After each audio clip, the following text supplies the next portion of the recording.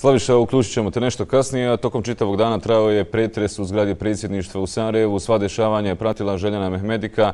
Željana, šta se tamo sad dešava, odnosno dešavalo se tokom dana? Sad je, Amire, trenutno mir i tišina nakon celodnevne drame koja se danas odvijala ispred zgrade predsjedništva Bosne i Hercegovine, gdje se nalazi i kabinet predsjednika Federacije BiH Živka Budimira. Kao što je kolega Slaviša Stačević rekao, predsjednik Federacije Živko Budimir već je u Sipi, a prije pola sata napustio je svoj kabinet ovdje u zgradi predsjedništva BiH bez lisica na rukama. Smješten je u Sipino vozilo, te dalje odvezen u prostorije Sipe. Neposredno prije toga, možda nekih sat prije, transporter Sipin je parkiran ispred zgrade predsjedništva u koji je smještena izuzeta dokumentacija tokom današnjeg pretresa koji je stvarno bio buran, moramo priznati. Ovdje smo pratili cijelu situaciju. Pripadnici Sipe su konstantno dolazili, ulazili u zgradu, izlazili bez ikakvih informacija, šturo su nam sve saopćavali, tako da tokom dana smo imali neke osnovne informacije, ali evo sad nešto konkretnije. Dakle, i tužilaštvo je potvrdilo, 19 osoba je uhapšeno, uključujući Živka Budimira, njegovog savjetnika Petra Barišića, te Hidajeta Halilovića, predsjednika Komisije za pomilovanje. Predlažem da sada pogledamo prilog kolege Vedrana Prodića.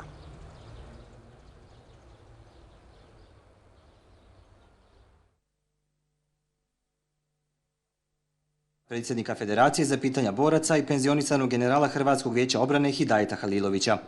Sve osobe koje su lišene slobode bit će u zakonskom roku ispitane od zajedničkog istražnog tima koji sačinjavaju djelatnici tužiteljstva BiH, tužiteljstva kantona Sarajevo i Državne agencije za istrage i zaštitu Sipa.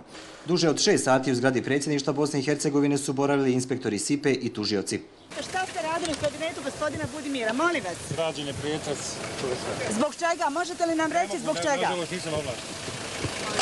Da je po nalogu tužiteljstva Bosne i Hercegovine Sipa danas pretresala ured predsjednika Federacije Bosne i Hercegovine, da su se ponašali korektno i profesionalno i da su izuzeli jednu određenu dokumentaciju. U akciji Sipe uhapšeno je ukupno 19 osoba na 3 lokacije u Bosni i Hercegovinu, u Mostaru, Sarajevu i Širokom Brijegu. Cilj akcije je rasvjetljavanje krivičnih dijela korupcije te kaznenih dijela organizovanog kriminala u vezi sa neovlaštenim prometom narkotika.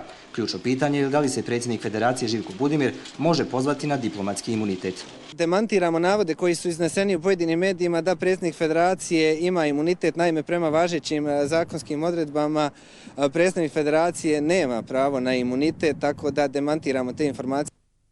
Predsjednik Federacije i članovi vlade kao i poslanici uživaju imunitet.